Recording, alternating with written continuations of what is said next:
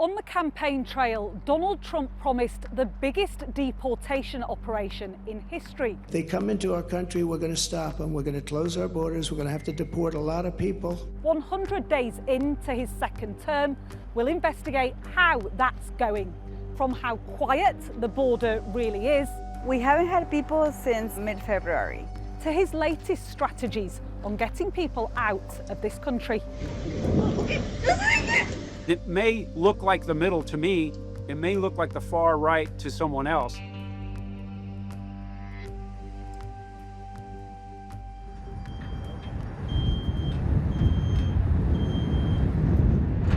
San Ysidro is the biggest port of entry in the United States. Changes under Trump 2.0 are obvious here. Helicopters patrol overhead.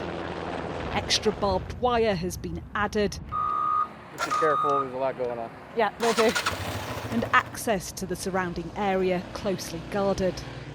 My first impression is just how quiet it is here now. Aside from the occasional digger construction vehicle coming and going, adding to this border fence, there really isn't a soul in sight, and it's a deep contrast to when I was here just over a year ago. On that occasion, there were hundreds of people in this area, which is sandwiched between the fence on the Californian side and the fence on the Mexican side.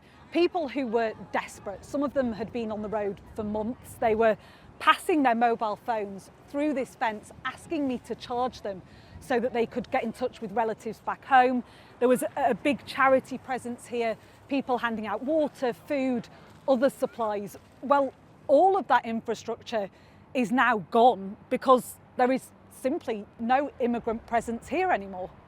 We haven't had people since mid-February, so it's been a couple of months since we've seen people. Why are they not coming anymore? We think that part of it has to do with a stronger approach from the Trump administration. The political landscape is different. The migration patterns that we were seeing before the Trump administration have been stopped in the Guatemala-Mexico border zone. So we don't get to see as many migrants or asylum seekers making it this far. The numbers support this too. Look at this graph. The line shows the number of encounters Border Patrol officers have had with people trying to cross into the United States without authorisation. Hundreds of thousands of encounters per month before Donald Trump's inauguration, and now the numbers have dropped off a cliff. Hey Ron, I'm Martha. Hey Martha. I spoke to Ron Vitello. He was acting director of the Immigration and Customs Enforcement Agency, ICE, in Trump's first term. He's now advising the Department of Homeland Security. The numbers speak for themselves. We're down like 97% in the number of apprehensions that the Border Patrol is seeing each and every day. And so that translates into more capability on the line, more sensors being responded to, more cameras being looked at, more actual miles of being patrolled. So what's at play here? Well, when Donald Trump became president for a second time, he declared a national emergency at the southern border. People claiming asylum had their existing appointments with immigration authorities abruptly cancelled. I met one Guatemalan woman in Piedra Negra, a town on the Mexican side of the border with Texas. She'd been waiting in this shelter for a year. Her appointment was scheduled for the next week. Then the government app shut off and her dream was dead. In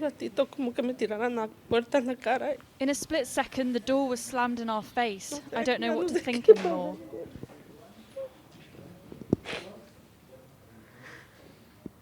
All I know is that I'm going to leave, and I'm going to do it the right way, the correct way. Trump sent more US troops to the border and ordered Mexican and Canadian governments to do the same. A climate of fear ratcheted up. ICE started their crackdowns. In this video, they smash a car window to arrest an alleged illegal immigrant. Trump also authorised ICE access to hospitals, schools and churches, places they weren't allowed previously. I did not expect for the administration to be as sophisticated and effective in intimidating millions of people. The situation where you have families, workers, entire sectors of a society afraid. With a national emergency declared, Trump then invoked a wartime law known as the Alien Enemies Act, which gave him sweeping powers to deport people.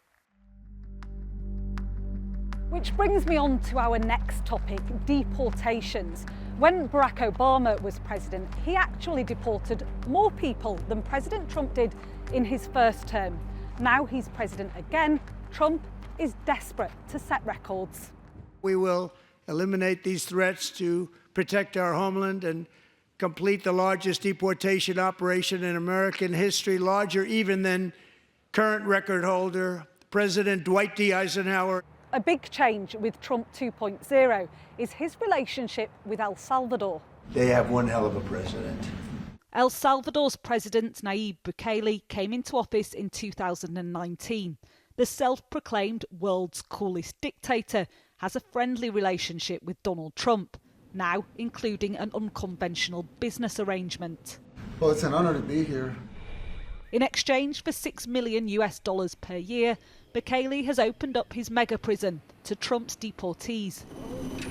Plane loads of immigrants were sent there, more than 200, now locked up in CCOT, a notorious maximum security jail. Do not come to our country illegally. You will be removed and you will be prosecuted.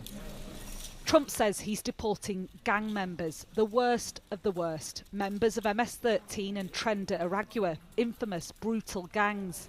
But the White House has been accused of not providing enough evidence to support their claims on this front. Arturo Suarez, a singer from Venezuela, was one of the men sent there. His brother says his only crime was having tattoos. Aproximadamente 33. 33 tattoos. 33 tattoos. Pero He liked tattoos. no represent ganga Tren de Aragua. It wasn't the gangs. No. Policía Nacional de Colombia. He showed me letters from authorities in Colombia, Chile and Venezuela, stating Arturo has no criminal record in any of the countries he has lived in. His brother now can't reach him and worries for his safety.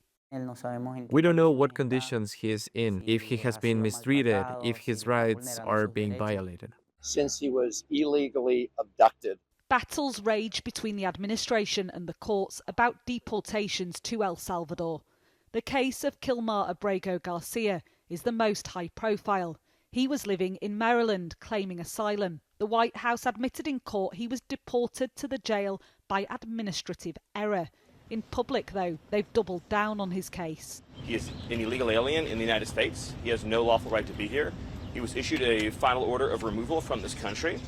And so it's up to El Salvador and to the government and the people of El Salvador what the fate of their own citizens is. Many critics of the administration say due process is being denied for people like Abrego Garcia.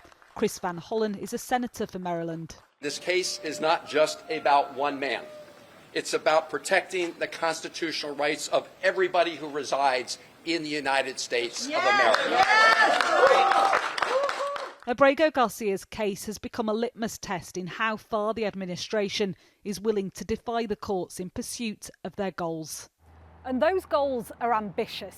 We're going to fix our borders. We're going to fix everything about our country. And we made history for a reason tonight, and the reason is going to be just that. So let's talk about revoking visas. Trump's immigration plan has gone further than before in targeting people who are in the country legally. International students across this nation have been arrested and in some cases had their visas revoked. Take this student at Tufts University. Ramisa Ozturk is originally from Turkey. She was arrested by masked ICE agents in plain clothes near her campus. Ozturk, as well as some other students targeted, claim their pro-Palestinian views are getting them arrested. The administration says they're aiding foreign terrorist organisations like Hamas. I think it's crazy to invite students into your country that are coming onto your campus and destabilizing it. We're just not going to have it. So we'll revoke your visa, and once your visa is revoked, you're illegally in the country and you have to leave. The US government's attention now seems to have shifted to international students who have any type, in fact, of criminal record. In terms of what we're seeing with the international students and the student visa revocations, that's something I've never seen before. This is Fuji Wittenberg. She's been practicing immigration law for 20 years. She says the majority of student cases she's seeing appear to be based on small misdemeanors. I've seen speeding tickets, driving with a cell phone, or looking at your cell phone, right? So they've been really minor moving violations like that. And about 1,500, I think, is the number of the student visa revocations. So 100% of the cases I've seen, they've all been without conviction. Innocent people are getting caught up in this. This policy sparked protests and more than 100 lawsuits. You will not divide us. The Department of Justice has since been forced to reverse course, restoring visas for the thousands of students affected. Focusing on student visas is one way to boost deportation numbers, but Trump is still falling short of his own targets. According to the latest ICE data obtained by NBC News, the agency deported just over 12,300 immigrants from March 1st to March 28th, slightly under the 12,700 people it deported during the same period last year under the Biden administration. It's worth saying that this data used to be publicly available. It now isn't. So what used to be a very transparent process is now becoming murkier. Perhaps in a bid to up the numbers, the administration is encouraging people to deport themselves. And in part, it's working. There's a lot of self-deportation, I think, that the government is perhaps relying on, because it's really just such an unprecedented and new area that, you know, while they're figuring things out, they are choosing to leave and figure out a way to complete their studies from outside. But is this really mass deportation on a scale we've never seen before, as Trump claimed it would be? Well, at this rate, not yet. The Trump administration wanted a shock and awe approach, and they've definitely achieved it. A lot has changed, and the border is essentially shuttered. Honestly, it's one of the great successes. We have virtually nobody coming in illegally. But to significantly reduce the country's unauthorised immigrant population, currently estimated at about 11 million people, the administration and Congress would need to make dramatic changes. There's a concern, at least in my mind, about sustainability over time. We can change these policies and operate within them, but resources are constrained now and need to be improved. Deporting millions of people across the country would mean a huge amount of resource and far more detention capacity. Stay tuned for the next 100 days.